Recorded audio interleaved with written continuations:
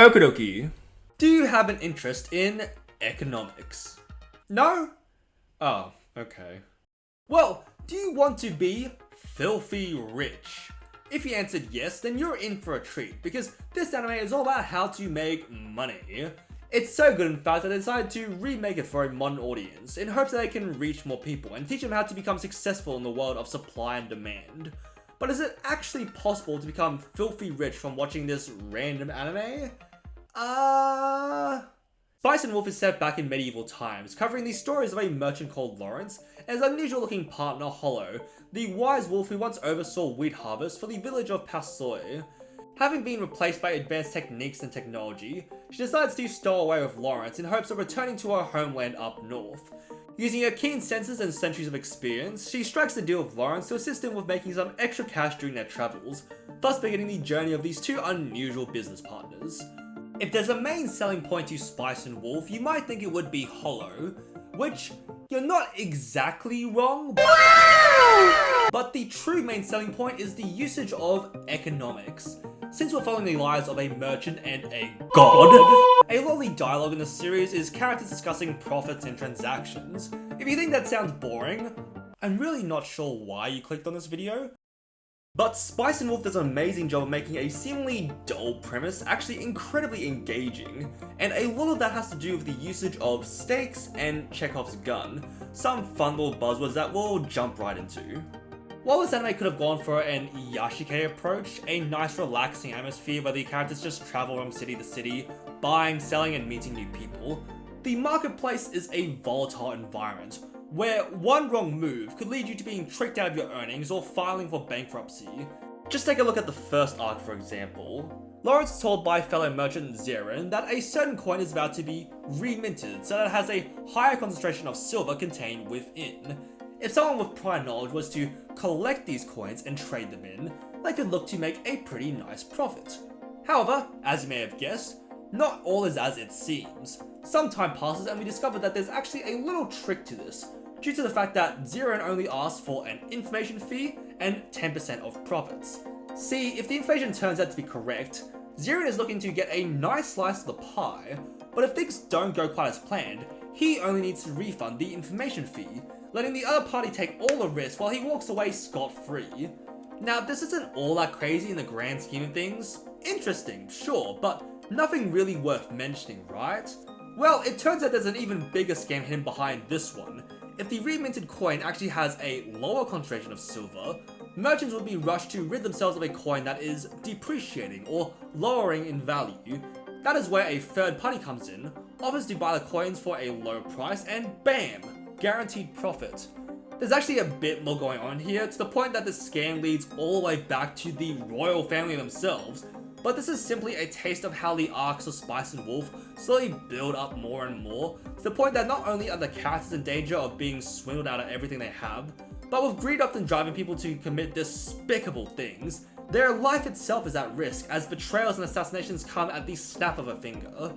I mentioned Chekhov's gun as well, which for those who don't know, is the idea that everything in a story must be necessary and play a role. The easiest example is that if you have a gun that is never going to be fired, the gun itself shouldn't be there in the first place. Spice and Wolf does an amazing job of introducing multiple elements over the course of each arc, letting us see how each one gets brought into the conflict as vital pieces of the puzzle. Like this shepherdess we meet during their travels that helps protect them from wolves, who comes back in as the catalyst for a lucrative business deal, or this random conversation about slavery and human trafficking that becomes the go-to option when they're in need of a lot of money in a short time. And let's not even mention these random white feathers lying on the ground. I'll let you guys figure out that one for yourself.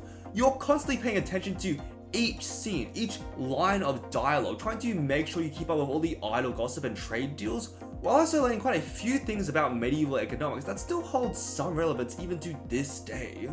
There's also the fact that Holo is there to help make everything easy to digest. Anime fans seem to be willing to learn about anything if it's a cute 2D girl explaining it to them, like tricking children into taking their medicine.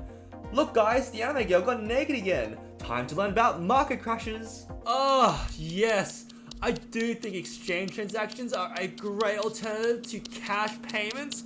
I should mention that this isn't really an ecchi focused show. The fan service is never gratuitous. She does get naked quite a bit though, so take what you will from that. I have to mention the relationship between Lawrence and Holo as well, because I'm sure most people are wondering if their partnership is purely business or not. These two are the source of a lot of great banter, constantly trying to outdo each other in smarts and sarcasm, Holo teasing Lawrence to throw him off, and Lawrence firing back with a witty comment of his own. It actually reminds me a lot of, anything you can do, I can do better, I can do anything better than you, both trying to show off their skill and charm in a rather friendly rivalry. It is pretty cute seeing them get close to each other, even if a lot of it is Lawrence being exasperated by Holo's teasing. Lawrence does have some similar traits to dense teenage protagonists, where they're nice to a fault and a bit blind to romantic feelings. It's a pretty loose comparison though, as we do see Lawrence be perfectly okay with taking advantage of others for a profit, or even flirting back with Holo, but there is one arc where I did get annoyed by this side of him. Basically, we meet this kid named Amadi, who got smitten with Holo, and decides to try and pay off some of Holo's debt to Lawrence, which is mostly resulting from food and clothing, so that he may ask for her hand in marriage. Lawrence is all like, yeah sure man, free money for the win, because he's confident that his relationship with Holo goes past mutual benefit. But an argument happens that drives a wedge between the two and results in Lawrence being not so sure if Holo will reject Amadi's advances or not. What proceeds to happen is not a heart-to-heart talk to resolve the issue that sprouted between them, but a dick measuring contest between Lawrence and Amati as they try to manipulate the market that will grant the money needed to pay off Holo's debt. While the economic parts are as engaging as ever, it's permeated with Lawrence wallowing about imagining cuck scenarios because he doesn't want to talk it out with Holo. Like, come on mate, stop being a little bitch. The solution is right there, just resolve your argument with Holo and then we can fight it out with Amati. I get this is supposed to be romantic tension, but this little misunderstanding is so annoying to sit through that I just started shouting at Lawrence during most of this arc. There's also the fact that season 2 kind of ends with a dissatisfying conclusion to both the arc that it was covering, along with the actual romance. I hadn't read the light novel, so I'm not sure how much of this is the anime's fault and how much of it is just how it played out in the source material, but it does leave a bit of a sour taste in your mouth by the end of things. The Amati arc is also in season 2, so I kinda just didn't like season 2 as much as season 1. With that said, Spice and Wolf never fails to keep my attention with what initially drew me in. Two unique individuals becoming close companions and explaining economics in a fun and engaging way. I'm very much looking forward to this remake when it comes out, especially when you take a look at that trailer that was released a bit ago.